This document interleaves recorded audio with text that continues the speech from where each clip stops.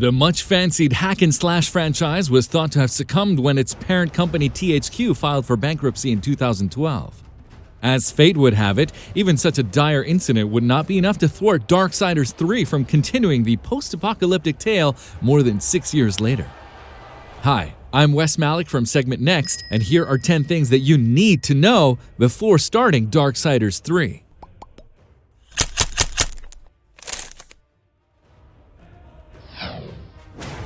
Upgrading weapons.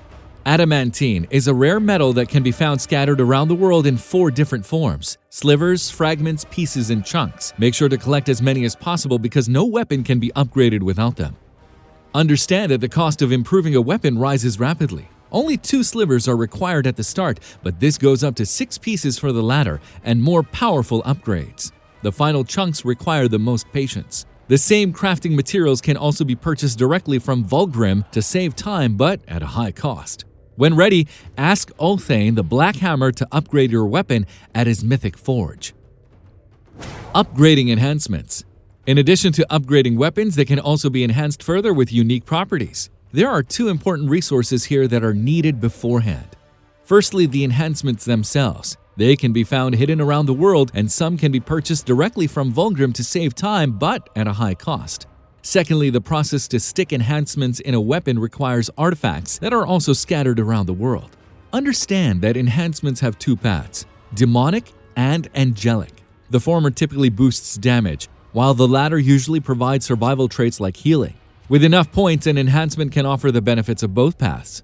The final boost, however, requires an essence of the Chosen, which can only be obtained by defeating chosen enemies.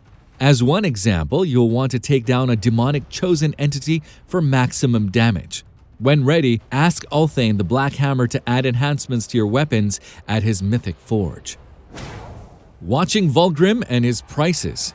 The Demon Merchant has a lot of items on sale that can prove beneficial in tedious boss fights, but keep an eye on the prices. Vulgrim likes to increase the cost of an item every time it's purchased, so make sure to think twice about consuming a purchase because it's going to be pricier the next time.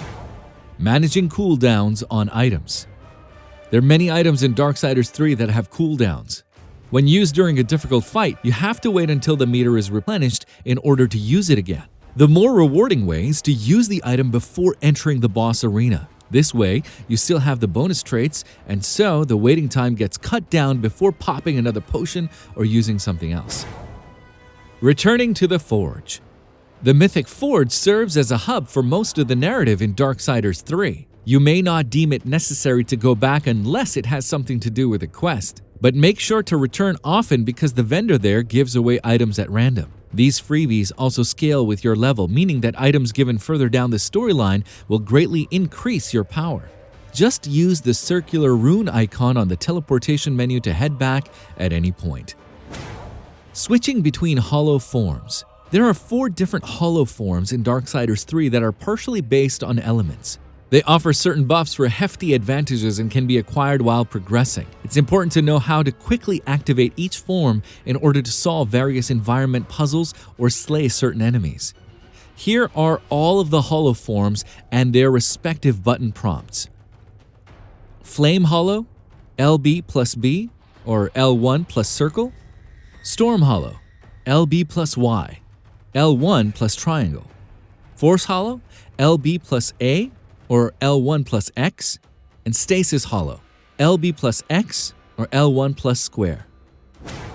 Knowing the best Holo form. While every Holo form has its own benefits, there's one that provides the most advantage on the battlefield. The Storm Holo is excellent for handling multiple enemies by unleashing an electric cyclone that remains for an extended period of time. This not only solves overwhelming situations, but also takes care of bosses that remain more or less stationary. Fast traveling the world. The only way to quickly move from one location to another in Darksiders 3 is by using serpent holes. These are created by Vulgrim, and so you must speak with him when wanting to teleport to a particular destination. Make sure to add every plinth location to your map in order to fast travel there in the future. Healing for survival. There are several ways to refill the health bar in Darksiders 3. The primary way is through the Nephilim's Respite that can be consumed for health points. These are limited in quantity, but can always be restored for free by collecting green souls called health lurchers that release from the bodies of killed enemies. Keep in mind that the total storage capacity can be improved as well. The second way to heal is through health shards, but these can't be restored as easily. They come in small and large sizes and can be either found in the world or brought from Vulgrim. Since the demon merchant loves to increase the price on every purchase, don't bother wasting precious resources on him. The final way is through weapon enhancements that offer improved health regeneration and leech points. Some also increase the chance of spawning consumable health items from killed enemies. Keep experimenting. There's no need to hoard in Darksiders 3. You should always be trying out new weapons, upgrades, enhancements, and abilities. Holo forms are a source of great damage. You might not even need to stick with one form because continuously switching between them can also provide great benefits. Some elements do more damage to certain enemies. It's your job to find out which. How are you finding the third horseman of the apocalypse? Let us know in the comments below. I read them all. Darksiders 3 is now available on PlayStation 4, Xbox One, and PC.